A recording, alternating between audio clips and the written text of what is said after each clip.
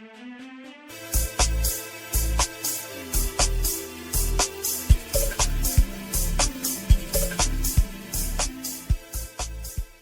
welcome to Blackopolypse. Today we've got a very interesting guest. Let me see if I can make her visible. Yes, there you are.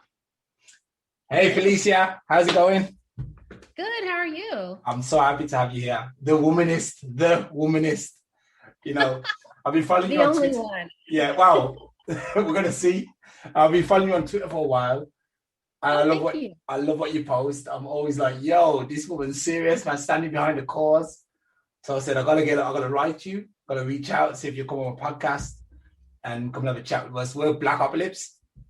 I'll give you a quick lowdown on what we're about, why I started this podcast, because I feel like there's not enough Black outlet. It's not solely for Black people, because I don't want it to be a bit, ultra, but it's meant to be to give an opportunity for a lot more Black people to come onto a platform and tell their story, because there's a lot of the other races, media's, they're, abundant, but we seem to have nothing. So I thought I'd start this.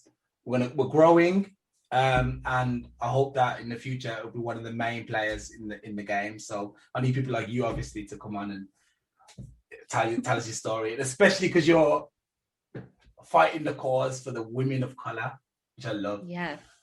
So before we get into that, tell me a little bit about yourself, Felicia. That'd be cool. So I started a Facebook group back in 2016. So right after Donald Trump was elected, I started Talk. So I started it for that reason, because, I think all of us were in shock after that election, and pretty devastated. And a lot of us were just really hurt that this is what white people gave us, Donald Trump. Oh. And there really wasn't a safe space for us to, as women of color, to even have discussions about race and, about being women of color and what that really entailed. So I wanted to start a group that, first of all, was a safe space for us to talk, but also I really felt that because the majority of white women voted for Donald Trump, they really needed to be held accountable for that. So my way of holding them accountable was to say, I want you to join this group and I want you to start learning about what it means to be an ally. So that means that you have to recognize and fight your own racism, and you have to go out and teach other people.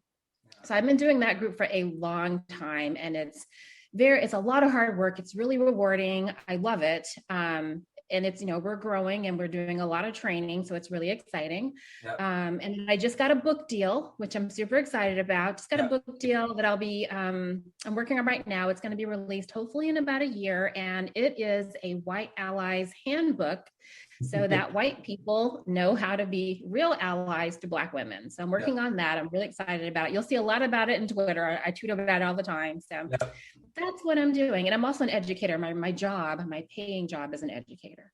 Are you like a teacher or?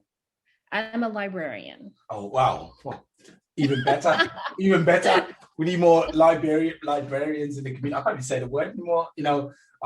I'm so busy learning all these different languages. So I've actually started to unlearn English and learn another language. It's stupid. It's a librarian. I'm going to try and fix that up. Okay, so we'll talk a little bit about your book later, of course. It's very interesting in that. But we'll start off with, tell us a little bit about the Womanist title that you have. What does it mean? So Womanist, everyone hears feminist. Feminist, yes. And the problem with a lot of times when you hear the word feminist, first of all, it's really mainly white women that call themselves feminists. And they really look at it through a white lens. They're not really thinking about feminism related to other women, other than white women, other than straight white women, other than non-men. I mean, we have to put every community into the title of feminist. And so I call myself a womanist, and that is a term that Alice Walker actually coined. And what it means is that I'm recognizing that feminism has to be intersectional. So I choose to recognize that every intersection, whether it's, you know, socioeconomic, race, gender, you know, any inequalities, all of that has to be factored into the definition and the fight. And it's very lacking in white feminism, which is what, you know, I call feminism is white feminism. It really is. So I say womanist because I really want to make sure that people understand that my fight is for all women. Yeah. You know, I actually wonder, didn't the feminist movement, it was actually started by African American women, wasn't it? And it was hijacked, I believe. Yeah, the feminist movement was definitely something that, you know, was started with an idea from us. I mean, but we're not really the players that are known, you know, it's Gloria Steinem and people like that. But Gloria Steinem herself, and she is really the face of feminism. She herself said that there would never have been a movement without Black women. She says it multiple times. Yeah. You know, so we are the ones who really put our lives on the line so that women could have rights. And yet, even in that movement, you know, we were overlooked, we were marginalized, you know, we were definitely pushed to the sidelines a lot of times, and white women got their rights first. We trailed much later, and that's still continuing. Yeah, it's actually a pretty sad thing, actually, because when I look what, you know, Black women suffer in all like corners of the globe. Like when you look at advertising, they're never a part of that. They're never recognized for anything they do, and it's really sad. So we need more people to, like you, obviously, to bring this to the forefront and show everybody else that actually Black women have a major role, especially in the family. I think, like, I was raised with just my mum, and then I had like 5 sisters, and I saw how strong, especially, women of color, but Black women are or can be, because they have to be, you know, there's no choice. Their men have been stolen away from the community in a lot of places. Obviously, I'm raised in England, but my dad wasn't around because of his own problems. But in America, I know a lot of the males go into jail. They get stolen from the family, or they're told basically, you know, if you stay at the home, we won't give you any help. So it's better for you to leave. Right. Yeah. Right. So like when you look at a Black woman, we're powerful, and we have to be. And, you know, I think that, you know, when white society looks at the Black family as, you know, men who just don't want to be fathers, or men who just don't want to be part of their families. And that is not necessarily true, because if we're looking generationally at what happened, you know, when our ancestors were slaves, what happened? We were sold off. Families were sold off. And so I think the foundation of family was just taken from us. And we're still really trying very hard to get it back. So there's a lot of reasons why Black families are broken up. You know, my dad was not really around either, so I completely get that. And my mom had to do a lot of things. She had to do everything. And I have a lot of my friends that are Black women are single mothers, but a lot of them are not too. A lot of them definitely have a nuclear family. So I think there's a lot of work to be done, but I also think that one of the reasons that it's still so hard for us is because we are under this cloud of systemic racism. And so everything that we try to accomplish, there is that push against us getting fair treatment and equality. And if we address that, that's really going to help future generations that are having the same struggles with the nuclear family and with raising children and with, you know, being in a successful relationship and going to college and all those things that white people just don't have to stress about as much as we do. Actually, I was looking at one of your tweets about, let's see if I can recollect it. You were saying basically, white people will always, like, if they say something racist, then they'll try and turn it and say, actually, I wasn't being racist because we have this problem too. And I just had this situation actually where a guy tried to compare racism with me because I live in Germany. So he's a German guy, but he's from the east part of Germany. I don't know if you know a bit of the story, but basically people from the east were set free after the wall fell in Berlin. And when they started, you know, coming back over to the West, a lot of the Westerns weren't happy. They were like, yeah, you Eastern guys. So they, you know, consider that racism. But I was like, look, first of all, you've only had it for about 10, 15 years since the wall fell. And then And then if a race war ever broke out, you'd see how quickly you'd be absorbed into the West. And I'll be standing there on the opposite side still like, I thought you was with me, but really you're not. So there's I was reading that on your tweets and that reminded me of that I went through just a couple of days ago. Yeah, I just tweeted that today and I got a lot of white people who I think are really trying to be allies who basically said, oh, I've said that, or I've heard it, you know, that as soon as we talk about white privilege and white supremacy and racism, white people want to say, well, my life was hard too. So I did not benefit from white privilege. And part of it is that they don't understand what it means, but part of it is they don't want to understand. You know, so we have to really push back on this idea that white people are somehow just unknowing of what they do. They know what they do. They just choose to downplay it and they choose to ignore it. And we have to call them out. And that's a lot of, you know, the work that I do. And also one of the reasons I tweet out a lot of things to white people is just to get them to think. Think about the ramifications of what you do and what you say and what you don't say to, you know, for us, for Black people, for people of color. You know, we're the ones suffering when you decide to perpetuate racism or to ignore it. Yeah, definitely. Have you read that book, Why I'm Not Gonna Discuss Race with a White Person? That's not the right title. Yeah, there are a lot of those books out now. And, you know, I am of the opinion that, you know, I choose to educate white people. I don't do it 24/7 because really mentally I just couldn't do it. I couldn't because they just do horrible and say horrible stuff. So I don't do it all the time. But I tell white people on a regular basis, don't expect people of color, Black women, to educate you. That's not our job.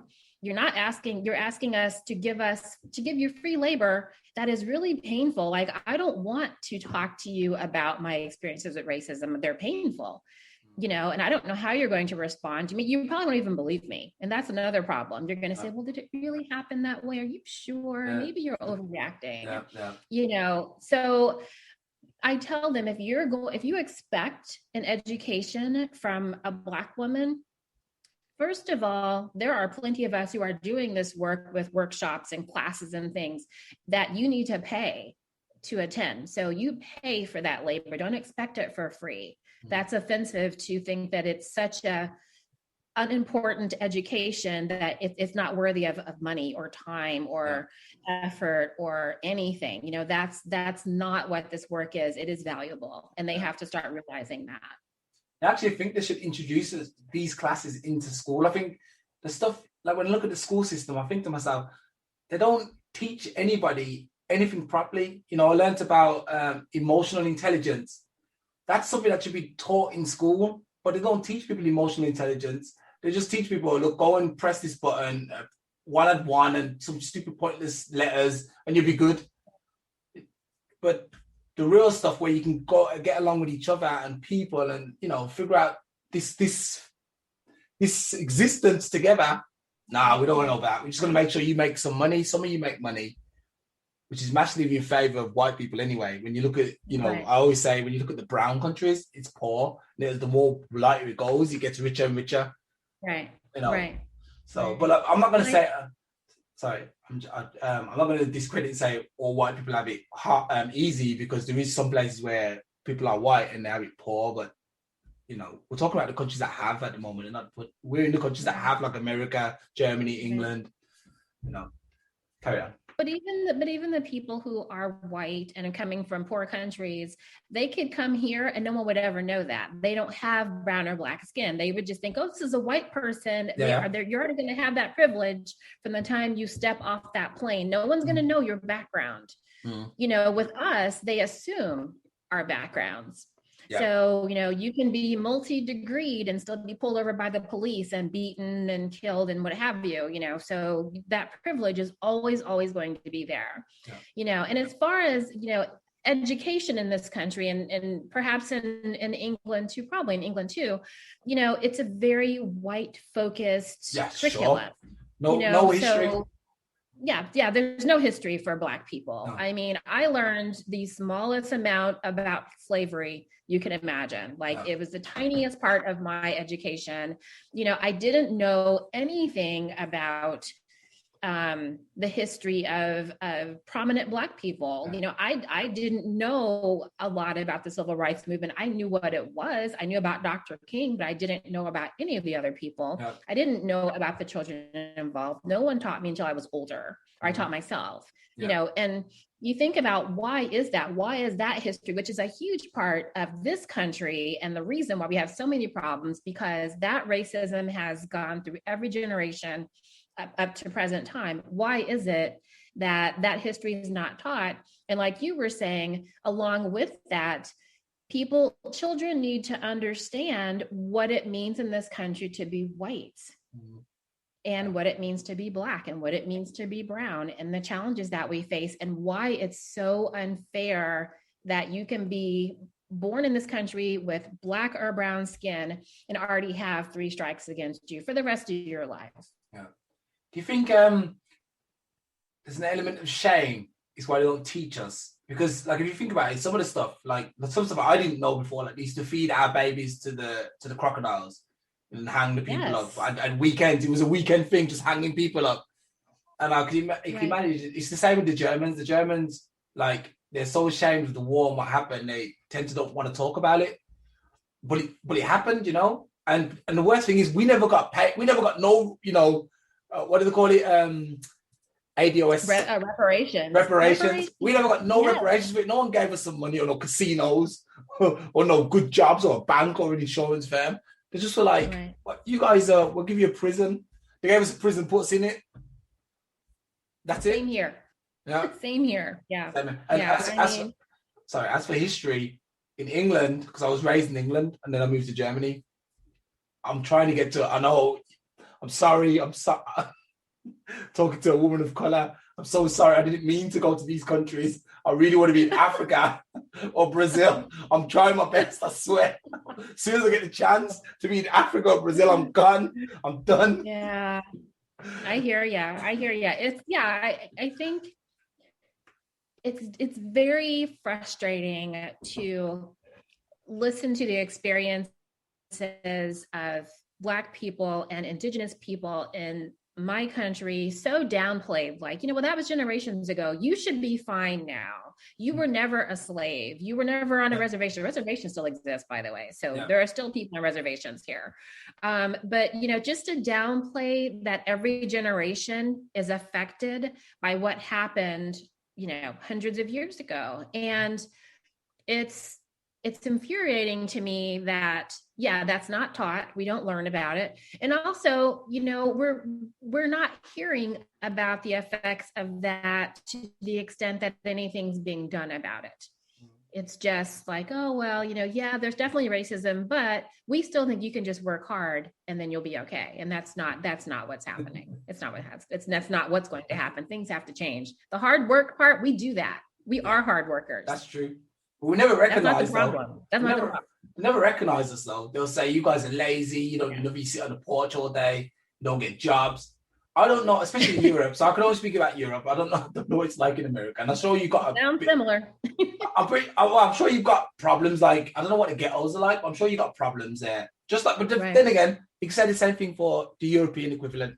There's people here who don't work and they just go and chill. I've worked since I was able to work. I've worked, you know. So they never give us the credit for that, for being hardworking and really pulling our weight. I think it's just because we have I think it's our culture just can't accept that we're cool, you know. We're just cool. You know, look at our hair, look at us. That's it. They still are cool though. They do. They want to be us, but they just don't want to be us. They want to be us, but not really be us. Yeah. You know, I have jokingly always say that it would, you know, a white person could be Black for like about 10 minutes and they would just, you know, start shrieking and, you know, running for the door because they really don't understand what it's like to face oppression every day. Absolutely every day. And to be marginalized every day and to have the things said to you by people like them.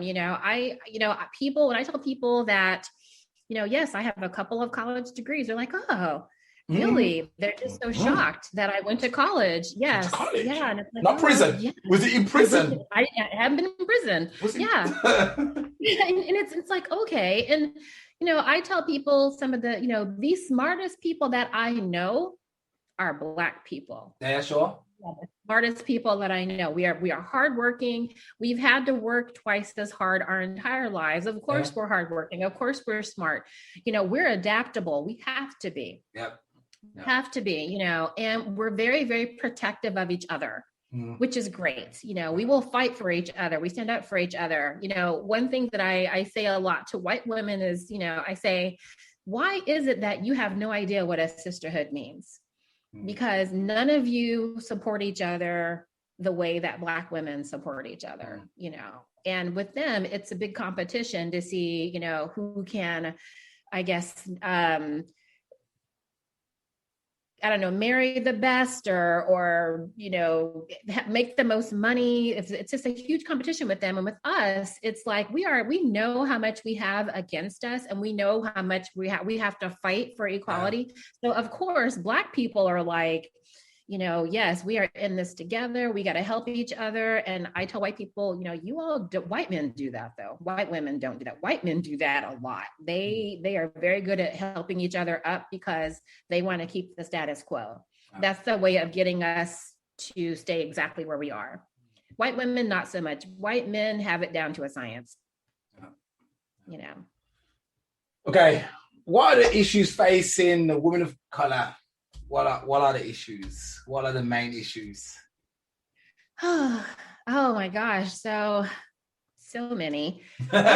Just give us like the short version. It's when we say women of color, it's hard to answer because we face different things. That's true. Yeah. So if we're talking about Black women or Indigenous women or, the women in our country that are really the most affected by oppression and racism and marginalization, it's for example, for Black women and for brown women, it's getting up into executive levels of organizations. You don't see us as executives of corporations because we cannot break that ceiling most of the time. Yeah. You don't see us in, interestingly enough, if you think about education, most teachers are women, most principals are men. Why is that? Yeah. There's something going on there. Why is that? A lot of things that we face, are because there's still the idea that women are weaker, we're more emotional, we really can't handle a lot of pressure, which is hilarious because we handle a lot of pressure, so we definitely face the idea that we are the weaker sex, which, I am like, we are in no way the weaker sex. No, definitely not. That's not what's happening. Not what's happening here. So, we're facing the oppression of just being looked at as just as capable as a man. We're still facing that. We're still facing getting paid equally to men. And this is 2021. We're still trying to get equal pay, which is crazy. It's absolutely crazy. And when you're talking about voting rights, that's affecting, a lot of Black people in this country. And I think, it's probably disproportionately Black women because a lot of the places that, especially in Georgia, a lot of the places that are marginalizing these communities and taking away polling places, these are older people. A lot of them are older Black women who are trying to be able to vote, so we're fighting. We're still trying to get the Voting Rights Act passed. John Lewis's Voting Rights Act. We're still trying to get that passed. 2021. I am absolutely horrified that we still don't have something in place to protect our rights to vote. I'm not familiar with the John Lewis Act. I don't know what it is. So John Lewis, who, he passed away recently. You know who that is though, right? John Lewis? I just know he's got a lot. There's a guy called John Lewis in England. He's got a load of buildings. I thought it's the same guy. No, not the same guy. So John Lewis in our country is a civil rights icon. He marched with Dr. King, but he was also a politician for many years. He recently passed away, and he had basically had the Voting Rights Act, which was in place just to ensure that we had the proper protections to be able to vote. And we are still trying to get that passed. And right now it's being discussed. It's still not passed. I'm really hopeful that President Biden will get it passed. But we'll see, but I'm just amazed that we are in the year 2021, and this is what we still face, as Black women, as people of color, as Black people, that we're still fighting for the rights that white people don't even think about. They automatically know they have them. We don't have that luxury. I heard that they put the voting stations like so far away that you'd have to travel like on 3 different buses to get there. And by the time you get there, it's closed. Right. This last election, Georgia was interesting because Georgia's in the South, and Georgia has for forever really was what we call a red state. It was definitely a Republican conservative stronghold, and it's changing. So now it's becoming more of what we call like a purple state. So it's definitely not a Republican stronghold anymore. Donald Trump lost it in this election. Biden actually won. And then we picked up 2 more Democratic seats in the Senate, which was huge. And because they have been Republican. So the answer to that for Republicans is to try to pass legislation in Georgia so that it's really preventing Black people from getting to the polls. So they're already trying to pass legislation, close polling places, so those drop-off mailboxes, remove those. It's already happening because in 2022, they want those seats back. So it's already happening. And the fact that there are white Republicans in this country that are saying they don't see a problem with the voting in this country or in Georgia, they think it's fine, and it's so blatantly clear that they're going to cheat to get these seats. So we're going to see what's going to happen. I mean, Georgia did it this past election. They were amazing. So I'm hoping that they're prepared, because if Republicans can cheat and get those seats back, they will. Okay, cool. Okay, what are your goals then? What is the women of color? First of all, actually, who is included in the women of color? Would you include, I just realized some identities, Chinese? No? Anybody who's not white. Anybody who's not white is considered a woman of color. It's just that there's different privilege levels even within women of color. So, you're talking about, there's just different types of oppression and privilege. If you're someone who's Asian, you have kind of this model minority thing going on. So people assume things about you, like maybe you're good at math and things like that, which is not necessarily even true, but it's better than what we get, which is, in my case, I don't know, welfare, 10 kids. So different. It's very different. So yes, it's still discrimination. It's just a very, very different level of it. So yeah, women of color are going to be anybody that's not white. And we do talk in my group a lot about, the different types of discrimination depending on where you land. So, because we have every representation of a woman of color in my group, like we run the gamut of pretty much everybody. Yeah, because I always feel like with Asian people, like, obviously the ones who've come over to set up in America or the West, they seem to go under the radar a lot, so no one seems to pick on them every now and again. But they're equally as hardworking. I'm not going to take them that away from them. They work really hard. We are hardworking too, but we still in the crosshairs. You know what I mean? We're still there. Like the Asian people are all right, but we're still going to watch you. Right. And it's because, we have that history that white people still believe. They still believe that, we are somehow inferior, and that, we are not equal to them, and we are not able to succeed on their level. And so that affects everything. It affects policy. It affects, education. I mean, it has a negative effect on everything. That's why I say that when you're talking about people of color, that's not something that someone who came to my country from China would experience. They don't have the history of slavery and oppression. They're not indigenous. They were not, their family was not, or is not on a reservation, so it's just much different. So, I can talk about women of color, but I always have to say it's just going to be a different experience depending on who you are. Yeah. I also feel like the system's built that way, to be fair. It's built to keep us kind of down. Right. I think that's something called redlining. You know about redlining? Yes. Yeah. So they wouldn't offer us, they wouldn't offer us certain stuff. So even if we tried to come up to get on their level, like we want to open a bank, you can imagine the resistance. Wait, like this guy open a bank, Right. But I also think with the Asians, they tend to have a lot of people sponsoring them from their home country.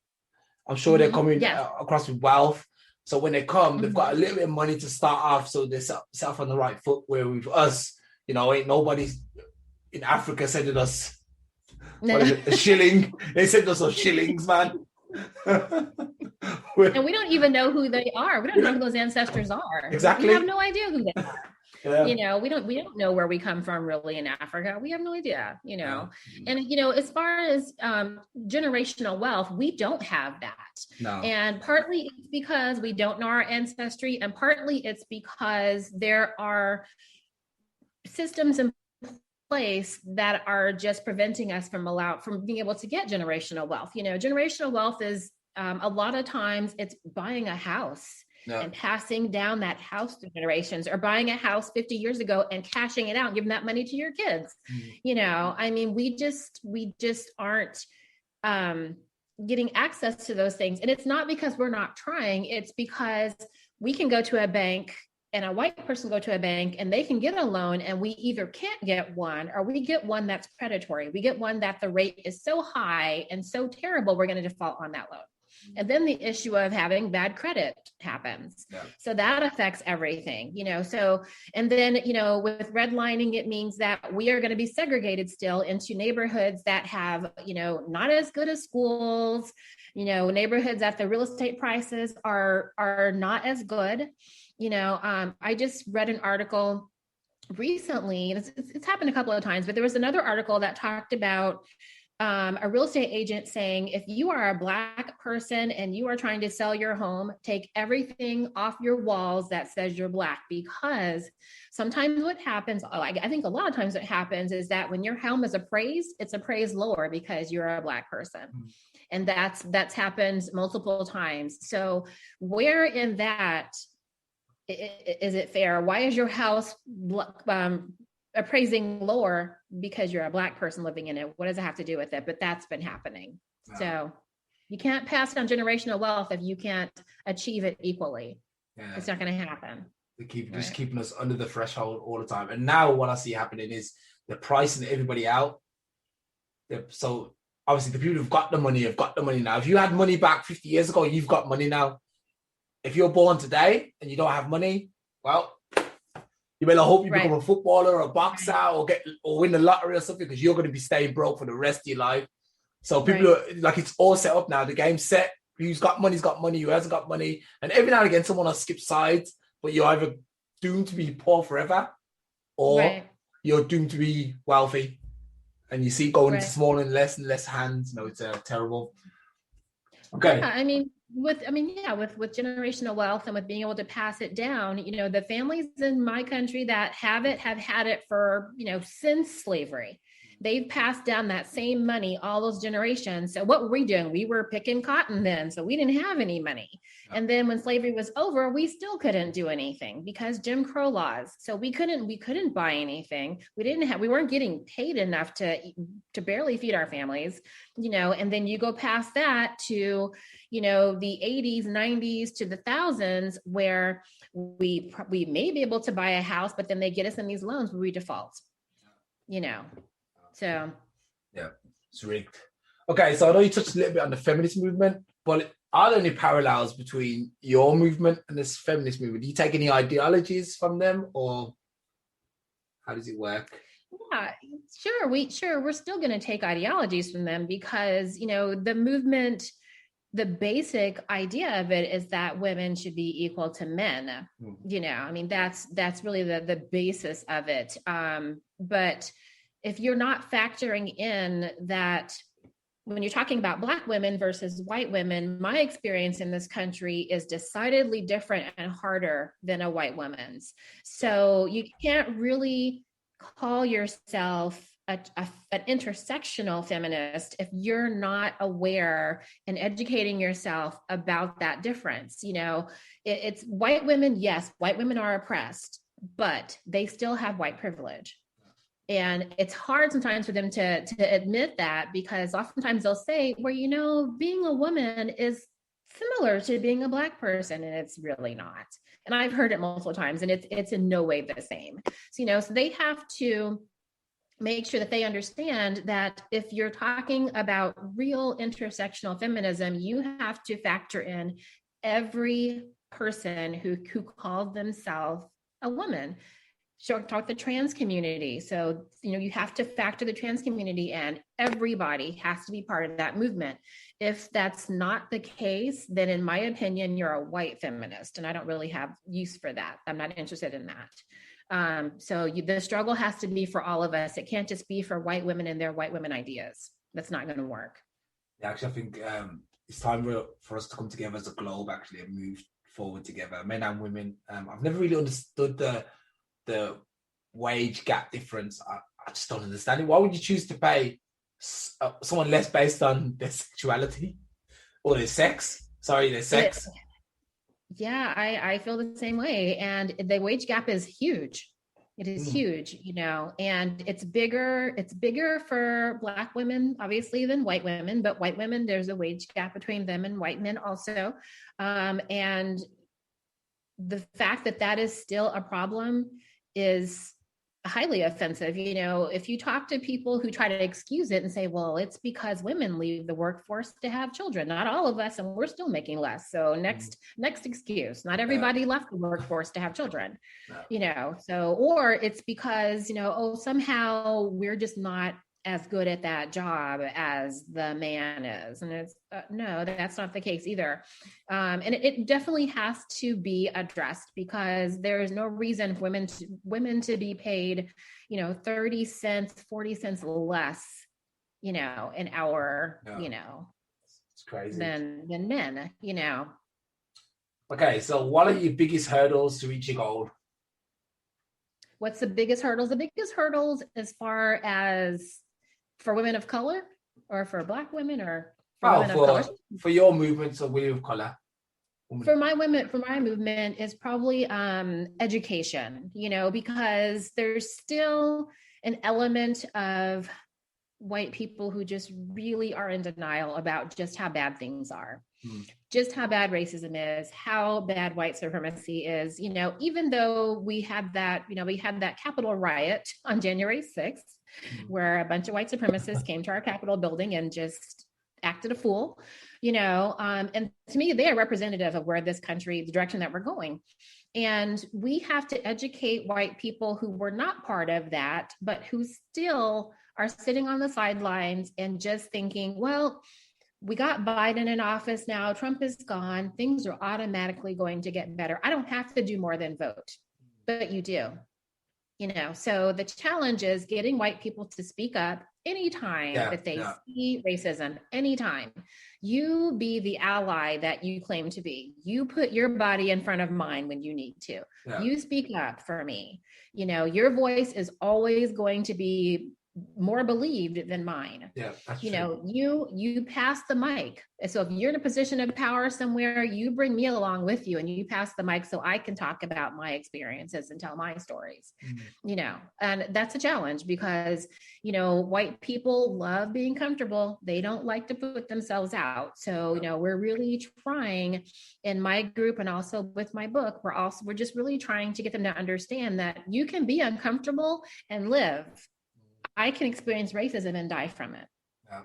It's a funny thing you saying that, because a lot of white people think as soon as you say to them, what you said or what you done was sort of complicit to racism, you kind of involved you of being racist because you didn't jump in and help, they automatically think they're bad people, you know. And it's like, look, not all racist people are bad people. The problem is you could just say a joke which is racist, but you don't know that you're being racist, you know. Just because you think, when you're racist, you think of a guy who's got a skinhead or, you know, like a cross on there, you know, and they're beating up black people on a daily. That's not it. Racism is the small things, you know, and everyone's complicit to that who doesn't defend and become anti-racist, so to speak. So that's what I think. What is one of your biggest hurdles? Yeah, what you just said. Yeah, absolutely, absolutely. You know, we have to. You know, I don't want to coddle white people. If they want to feel guilty about something, fine, feel guilty about it. But, you know, it's not that I'm trying to make you guilty. It's that I'm trying to make you understand that your racism is keeping me from achieving a lot of things that I would without it. So if you speak up, if you stand up, if you work on yourself, then we're going to be in a much better place. Yeah. I mean, that's really the issue. Yeah, I also think the white women especially have got the power to pass it to the white men, because I think the white men are the hardest group to infiltrate, if you ask me, when it comes to racism. Because obviously, me being in Europe and in Germany, I've experienced racism from when I was little, from white males, all the way until a couple of days ago in Germany, all across Europe. It doesn't matter where you are.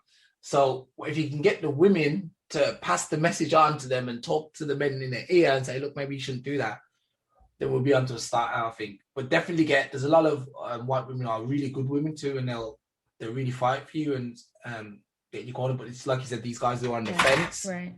They're the guys you need to get over to our side and fight the case too. Because once we become the majority, you know, we are massively in the minority, but once we become the majority and everyone's saying it, which is soon. Yeah. Then we'll be when fine. When people of color will be the majority soon. Yeah, we'll be the majority soon.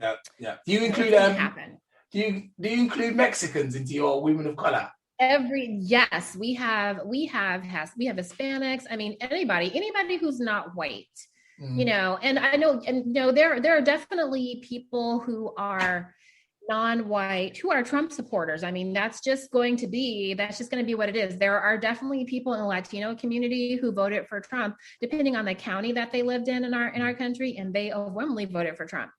You know, so it's not to say we can't assume that every person of color is going to be someone who is, you know, pro equal rights and, you know, pro other people of color, because within Black people, we have anti-Black people. Yeah, sure. We have people who can't stand Black people and they're Black.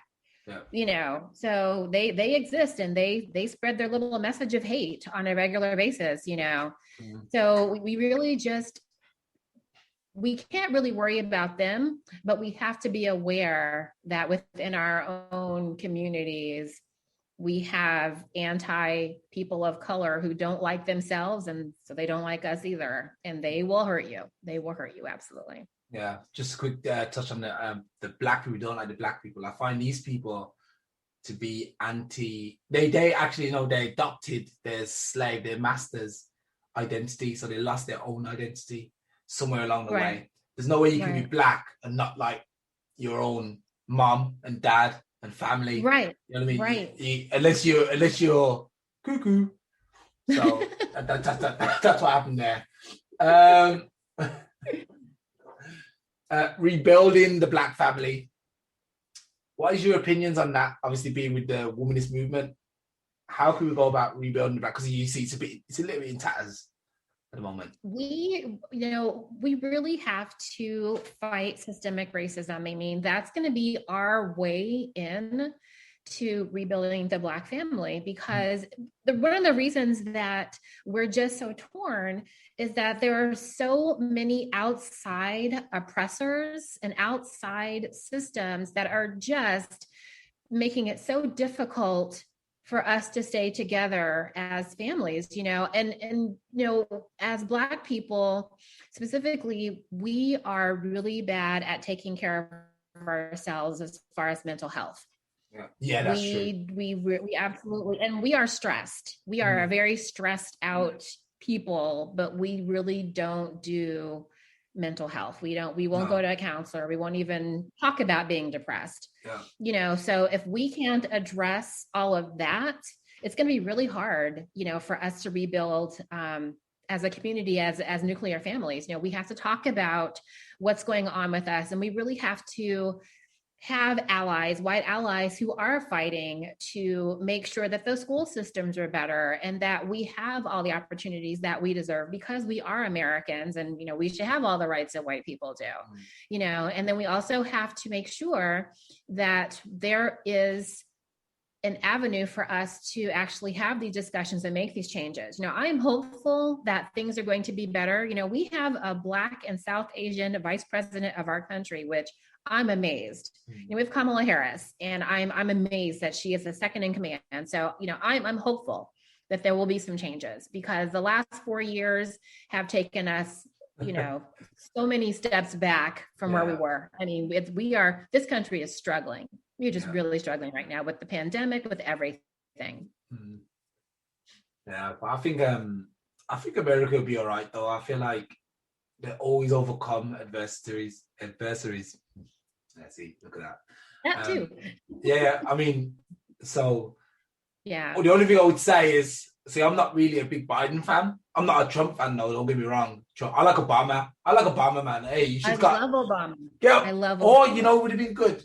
His wife should have stepped up and done the next term. But she, I think, I'm sure you were paying attention when he was in office, just how badly they were treated. Yes. Well, I mean, so I think she was done after the 8 years. I think she was like, because people wanted her to run for something, and she said no. He said no.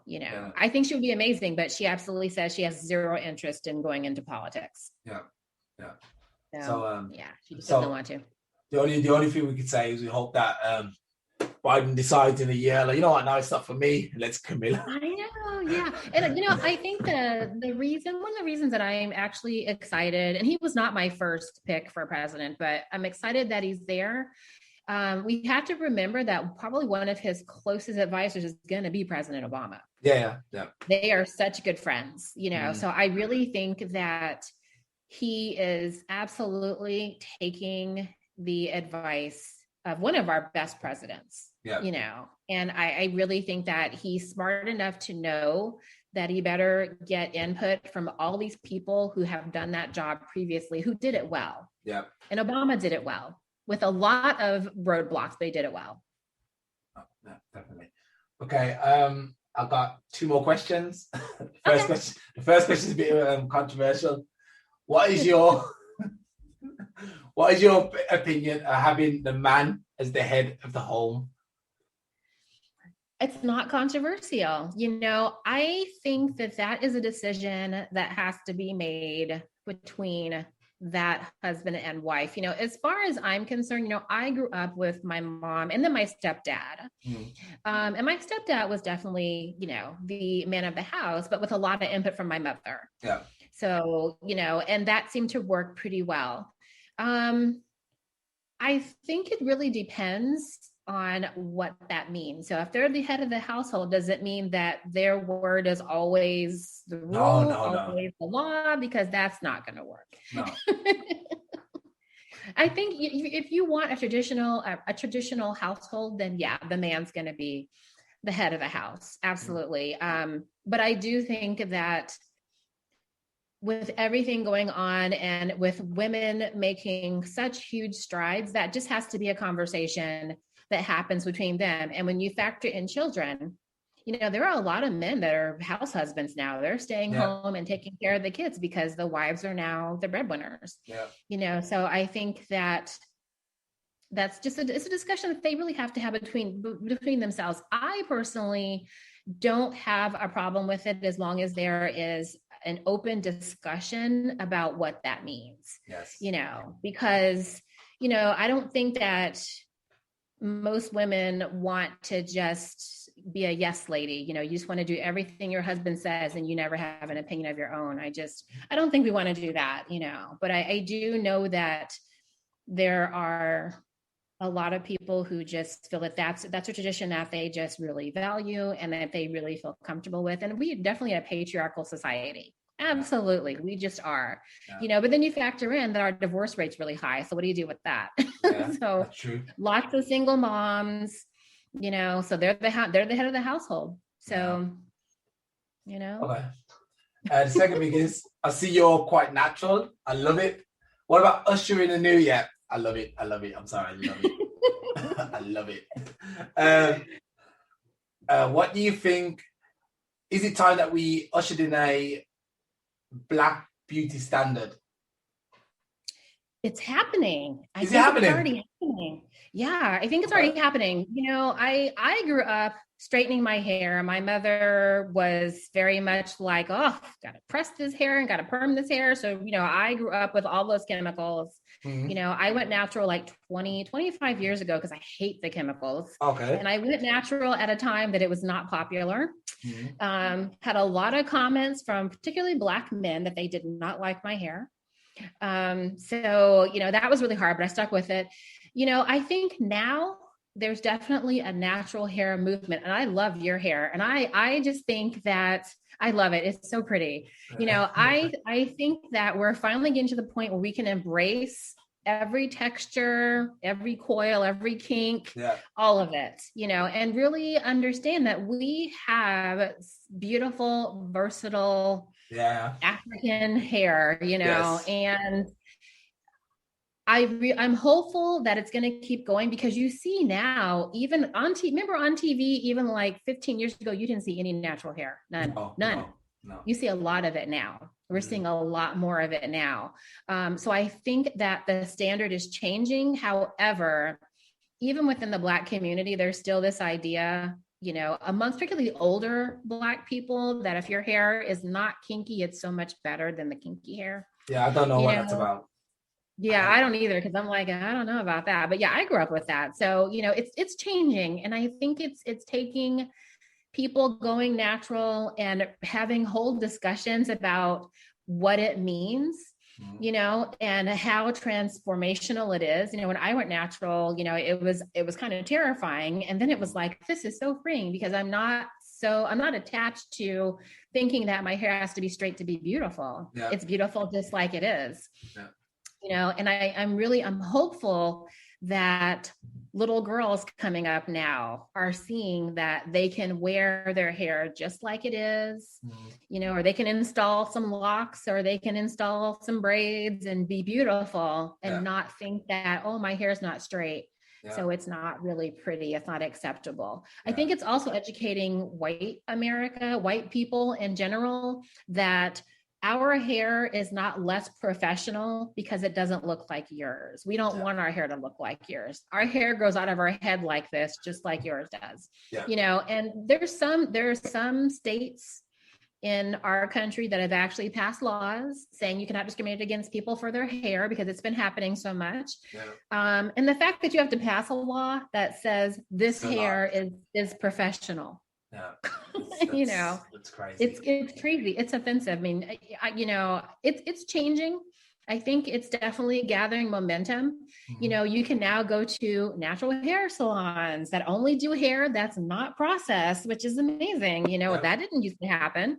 I make a point when I see, particularly a Black woman with natural hair, I always say, sis, your hair is beautiful. Your hair is beautiful. I want them to know, I see it. I see what you're doing there. It's beautiful, because we need that. We really need that empowerment. Definitely. Yeah. So I'm all for it. I'm excited about it. I hope it keeps going. I think that the more we normalize it, the prouder we can be of just who we are as people, just who we are as a people, with whatever our hair looks like. It's all beautiful. All of it's beautiful. Yeah. And that's why I decided to grow my hair out, because I want people to realize my hair is not like yours, but I like my hair, and you're going to like my hair too. I'm forcing people to like my hair. Trust me. How many comments? You're not going to change it. Yeah, you're not going to change it. Yeah. Look, and don't touch it though. But don't touch it. No, not at all. What I was going to say was, it was Michael Jackson who started this. It was Michael Jackson's fault. No. What? Look, I was going to say, I'm trying to think. You said you got a lot of comments about it from Black guys. Trust me, I'm in Germany, man, where they don't know. There's like 5 Black people. That's it. I'm like one of the only ones.